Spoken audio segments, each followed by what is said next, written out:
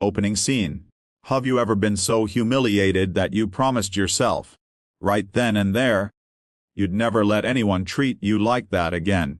That's exactly what happened to me the day my neighborhood's HOA president screamed across the street, "Move your rust bucket, or we'll have it towed." Little did she know that rust bucket was parked on land I owned. And that moment, right there in the middle of that quiet, manicured street, was the start of something that would change the entire neighborhood forever. So sit tight, because this isn't just a story about a car or a street. It's about standing up when everyone expects you to stay quiet. It's about dignity, perseverance, and a lesson they never saw coming. When I first moved into the neighborhood, I was just grateful to have found a peaceful place for my daughter, Emma, and me to start over. After years of struggling, losing my business, my marriage, and nearly my sanity, I wanted one thing: stability. The street was perfect, lined with oak trees, trimmed lawns, and houses that looked like they were pulled straight from a magazine. But there was one thing I didn't expect: the HOA. From the moment I signed the lease for the small house on Maple Ridge Lane, the Homeowners Association made its presence known. Rules about grass height, mailbox colors, even the type of curtains you could hang. It felt suffocating, but I tried to play by the book. Until the day my old 1996 Ford pickup became a problem. That truck wasn't just a vehicle. It was the last thing my father left me before he passed. Every dent and scrape told a story. It hauled the tools that built my first business, moved Emma into her first home, and stood by me when people didn't. It was more than metal and paint. It was memory. So when HOA President Carol Danvers, a woman with a sharp tongue and a sharper haircut, showed up at my door holding a clipboard, I already knew trouble had arrived. "Mr. Mason," she said in that overly polite tone people use when they're about to insult you, "several residents have complained about your truck. It's unsightly. And per Section 4, Article B of the HOA Covenant, vehicles in disrepair cannot be parked on the street." I blinked. Disrepair. It runs perfectly fine. She gave a tight smile. "Be that as it may, perception matters. You have 48 hours to remove it, or we'll have it towed." Or Emma was watching from the window. She was only 12, but she understood more than she should have. I didn't want her to see me angry, so I just nodded.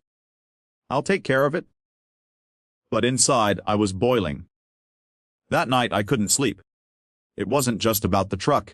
It was about everything I'd been through. Every time someone looked down on me, because I wasn't successful enough. Every time I was made to feel small. The next morning, I decided to dig a little deeper into this HOA business, where their power came from, and what they could really do. That's when I stumbled on something interesting. The street I lived on, Maple Ridge Lane, was technically private. The HOA managed it, but it was still deeded property owned by a real estate holding company. Curious, I started researching that company, and to my shock, I discovered it had recently gone up for sale after years of inactivity. The price? Shockingly low. I called my bank, explained the situation, and thanks to some savings and a business loan I'd been approved for months earlier, but never used, I made a move that would change everything. I bought the land, the street, the sidewalks, and the communal green patch at the end of the block. It took a few weeks for the paperwork to process, but when it did, I owned every inch of pavement those pristine SUVs were parked on. Still, I didn't say a word, until Carol showed up again, this time with 2 HOA board members and a tow truck parked behind her. "Mr. Mason," she said with mock sweetness, "I warned you. That vehicle is a violation." Emma was on the porch, clutching her backpack. I stood beside her, calm this time. "You might want to tell the tow driver to leave." Carol frowned. "Excuse me." I handed her a folder. "You see, Carol, as of last week, this street belongs to me. The HOA doesn't have jurisdiction here anymore." Her face turned pale. The 2 board members leaned in to read the documents. You bought the street," she stammered. I nodded. Yes. So technically, you're the ones parked on my property. The tow truck reversed slowly and left without a word. The silence that followed was delicious. Carol's voice trembled when she said, "This isn't over." "Oh." I smiled. "I think it just began." Emma looked up at me, eyes wide. "Dad, you really own the street." "Yeah, sweetheart," I said, resting a hand on her shoulder. "And we're gonna make it a better one." What started as a petty parking dispute had turned into something much bigger. A chance to rebuild not just my pride, but my community. Because I didn't buy that street to win a fight. I bought it to prove that sometimes the best way to stand your ground is to own it. And that was just the beginning. When word spread that I had bought the entire street, the neighborhood erupted like a shaken soda can. Some people were thrilled. A few neighbors even dropped by with homemade cookies and cautious smiles. But others, they treated me like I'd declared war on the HOA itself. Carol, of course, was at the center of it all. She sent letters, emails, even called a few local council members, trying to prove I couldn't, legally, own public access property. But every time, the answer came back the same. Maple Ridge Lane was private land, and my purchase was legitimate. The HOA's jurisdiction stopped right at my driveway. I didn't gloat, though. I knew this wasn't about revenge anymore. It was about respect. Still, the tension was thick enough to cut with a knife. I'd walk down the street and feel eyes on me from behind lace curtains. Emma, bless her heart, tried to cheer me up by drawing chalk hearts on the sidewalk. "You made it prettier already?" she said with a grin. And that's when it hit me. Maybe that was the point. I hadn't bought this land to fight. I'd bought it to protect something, a sense of belonging that everyone seemed to have forgotten in the rush for perfection. So I made a plan. First, I put up a small wooden sign at the entrance of the lane, "Welcome to Maple Ridge," where neighbors come first. Then, I started talking to people. Really talking. There was Mr. Harper, the retired mailman who used to sit alone on his porch every morning with a cup of coffee and a faraway look. I offered to fix the uneven curb outside his driveway. He stared at me for a long moment before saying, "You're not what they say you are, son."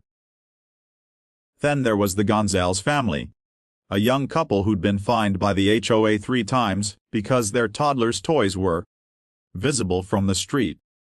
When I told them they could let their daughter's tricycle stay out front now, the relief on their faces said everything.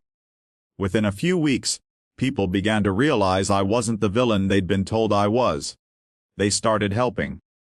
We planted flowers along the sidewalks, painted a few fences, and even organized a small block barbecue. The first one in years. Carol didn't come, of course.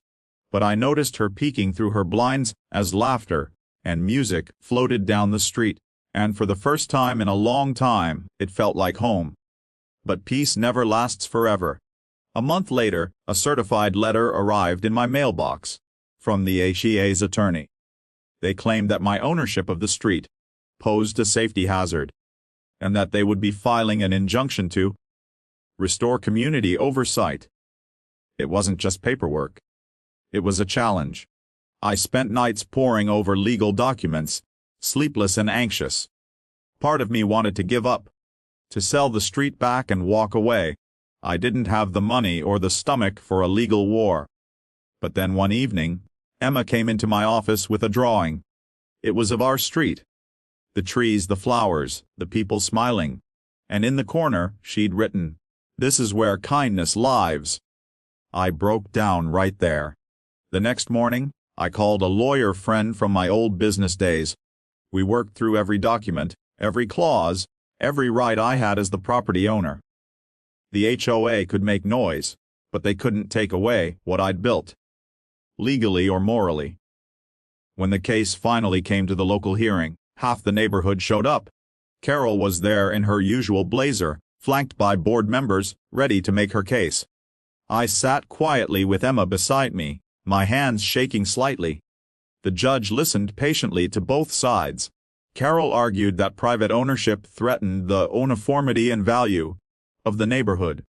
I simply said, "Your Honor, I bought this street because people stopped seeing each other as neighbors. They only saw rules. I just wanted to change that." When the judge ruled in my favor, the room was silent for a long moment. Then, slowly, people began to clap. Carol left without a word. In the months that followed, Maple Ridge transformed. The HOA's power ended at the first intersection, and beyond that, life was freer. People started smiling again. Kids rode bikes, neighbors shared tools, and the sound of laughter replaced the click of complaint emails. Even Carol softened, eventually. One afternoon, I found her standing near the roses by my driveway, quietly admiring them. "They're beautiful," she said, not looking at me. "Thank you," I replied. "We planted them together last spring." She hesitated, then sighed. Maybe I forgot what neighborhoods were supposed to feel like. I smiled gently. It's not too late to remember. From that day forward, she stopped fighting.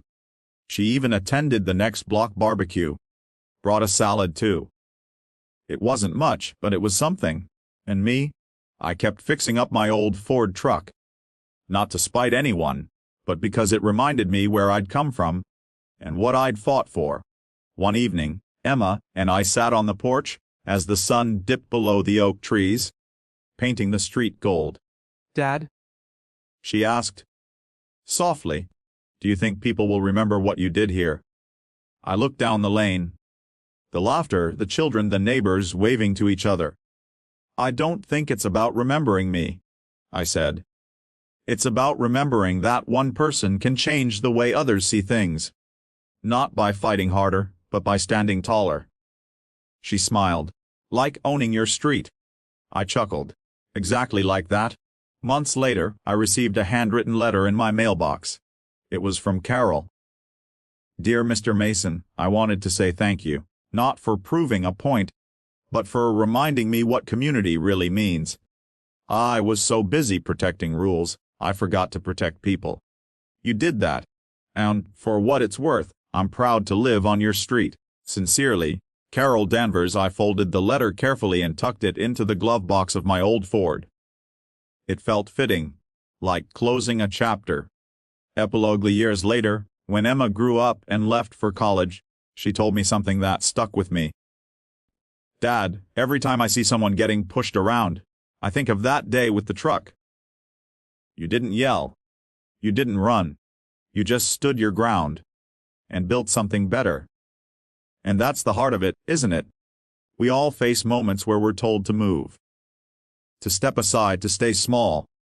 But sometimes, standing still is the loudest thing you can do. I didn't just own a street. I owned my story. And I learned that respect isn't something you demand.